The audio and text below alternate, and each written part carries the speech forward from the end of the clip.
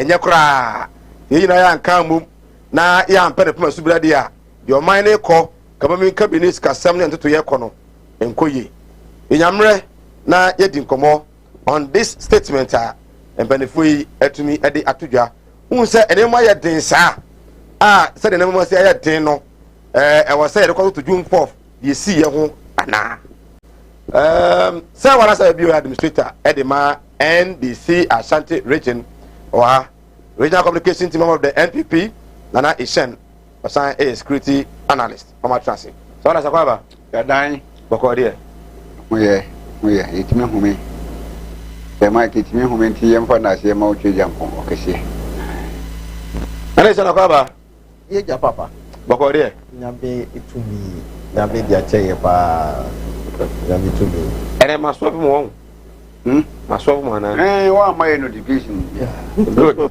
you in the fix you bet yes to June 4th na e ka se mo celebrate o kaje ma di bi na e ka se mo celebrate but ni mo celebrate o mi kaje ma di na ami sa se o na se de o pa che we dia ofa na ami sa se o ya se na mo ya dia o ka June 4th somebody money afi bika June 4th the CC here bika June kana man pendera Rollins ne ba Dr. Dr. Rollins honorable was say the CC June 4th no enei ya de nei Ghana right to June 4th sabre no ene mamu ya ye den ena man pendera so say democracy na kasa mo se no kama men cabinet ni obio central for kan bui we ko kan bui ehurehuna atete economy so a ajegu Vanity.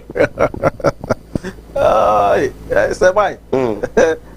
Asamono mabintia weti for baby Kumawood FD kudubia minchia on na minchia the MPP regional team national executives. I mean the communicators ni Syria callers. And modern pa Syria callers or more power a party mu. And the communicators. Regional community mu fie moja guye. Ekunkuma manfo this year. So all cast say time ni bi ni ewo mu na ya wo no. Na we do say no one fear say. That time no one fear say.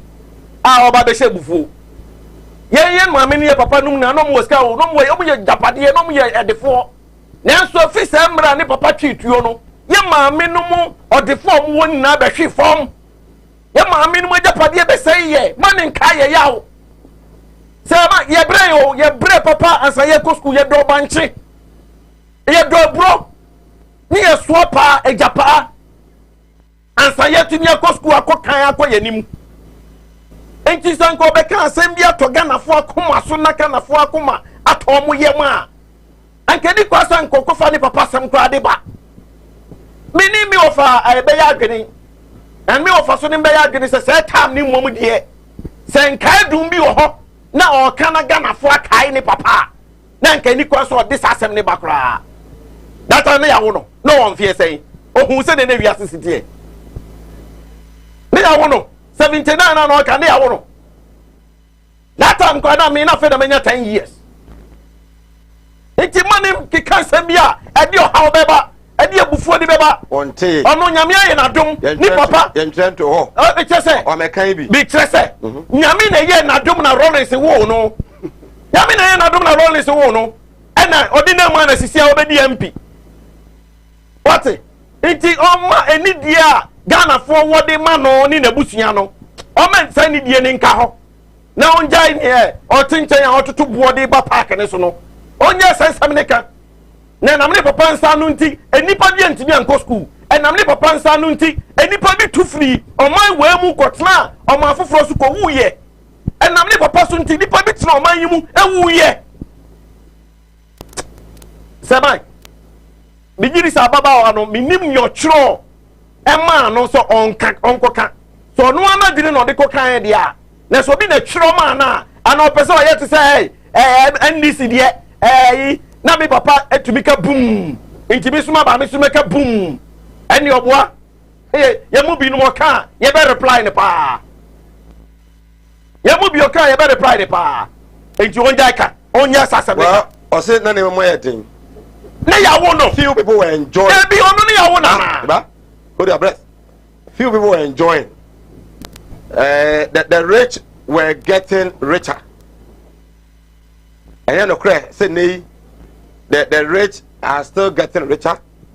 No. Or say na near man koye or man as you cry them sa and Emma bo day upra cross and upe tawanya ato and they umre but never bo anything.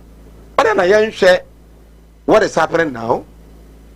Now you're related to your car, you know, than to attack you know, see, sometimes opesa raise concern bia and kofa niema bia de yawo enipa yawo ebe san de aba o se niema mu ayeden ono ampi no se niema mu ayeden o se niema ne bo ayeden na niema kra ni ho e bia na be bi oti onu toda de na o kan sa me nkan se wi ase nyeden yina ye be kaya ye be nse tama na niema tuto ye no e na ya report ni covid ebe fe wi ase covid ba yi emfa ho to ma wi ase o because covid ni ba ni so be kaya na fu were kwa ye nto abrochire factories ni companies na no mu nkwadwuma bi ahedam Ghana na ye hedam enti na bibia nkoso covid enkoye ensusu no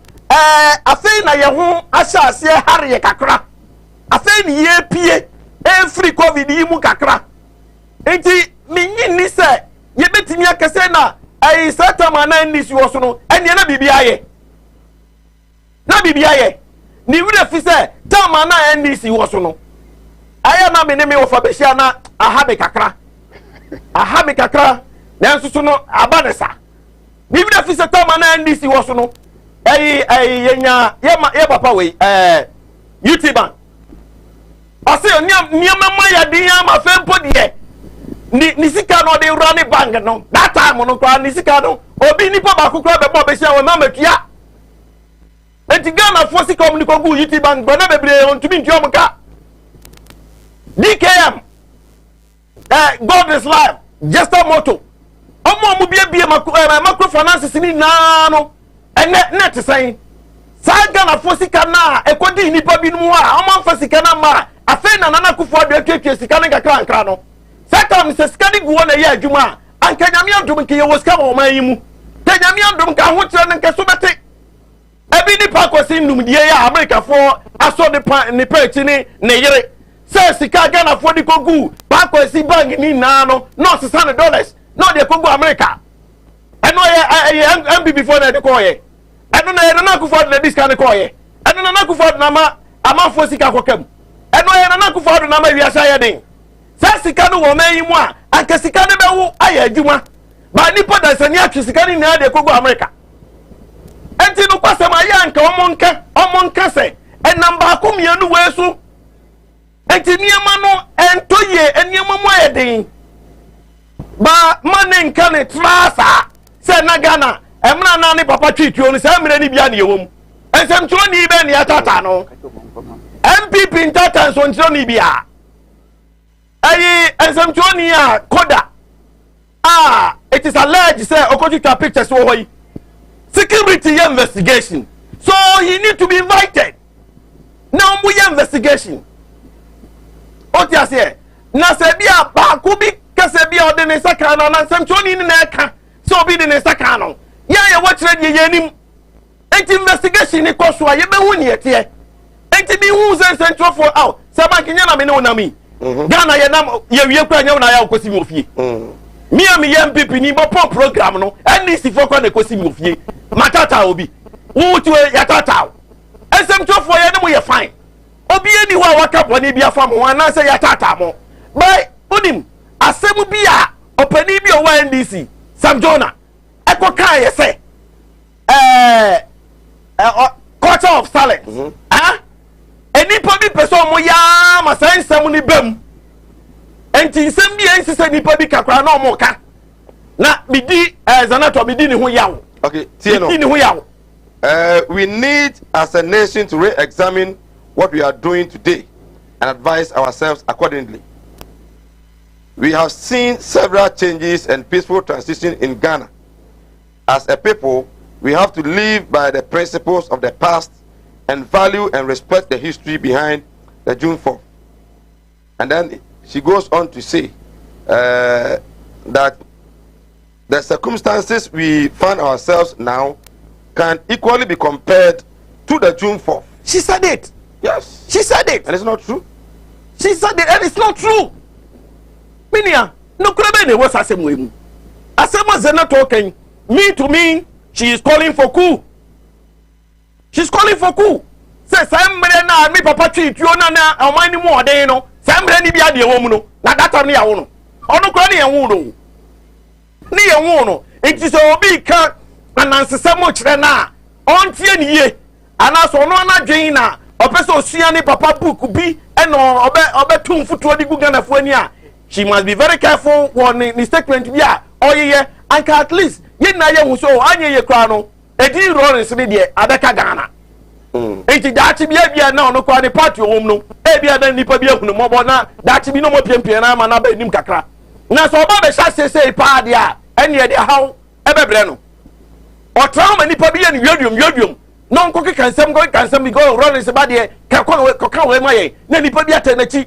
Ko ka we maye. Bia se nipa no kwa na nko peso be kan o. Na so we ya Rollins ba.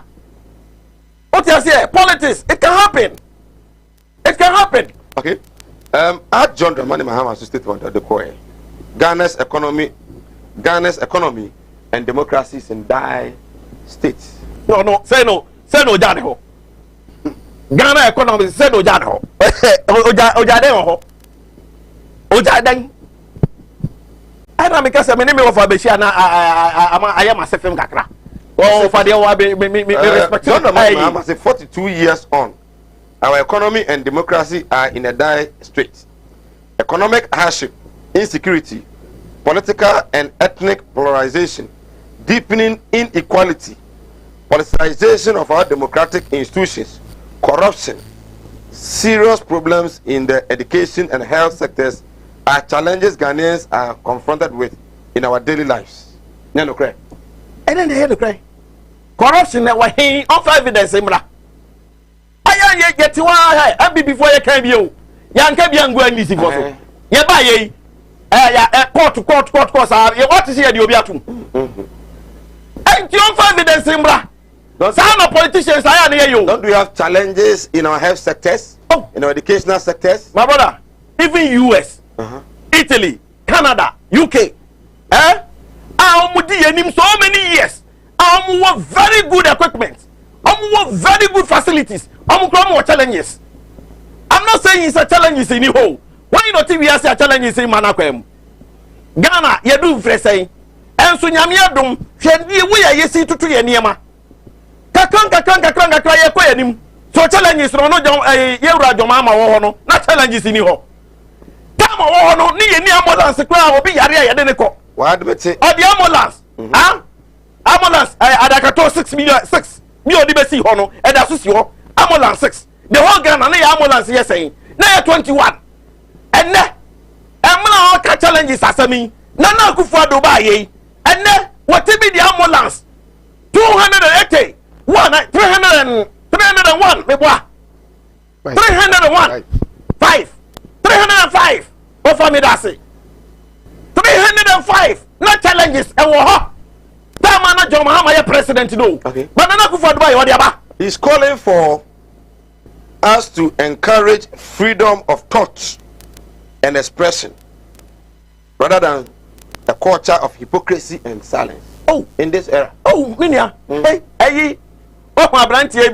He calls it culture of hypocrisy and silence. But I branch Minia. Oh, my branch here. Also, on fear doings here. On the num internet. Oh, deep president attempt. Oh, deep penny for attempt. There are so many galam say that. I branch the crown. Small baby. Okay. 16 years boy. Obia in the baby. A man for fire a year. I'm for mobile phone now. No more come over to asem. Obia your baby. Obia hey. Yet your money asama ye Roger Mahama cano. Say o man no more and kabi I want to be in PA and I just say we are on ade ewa. Okay. Ewa. Asera enko enfama malam ha respect. Any man no kran kwa. Center ko etbi na malam wo. Wo say wo how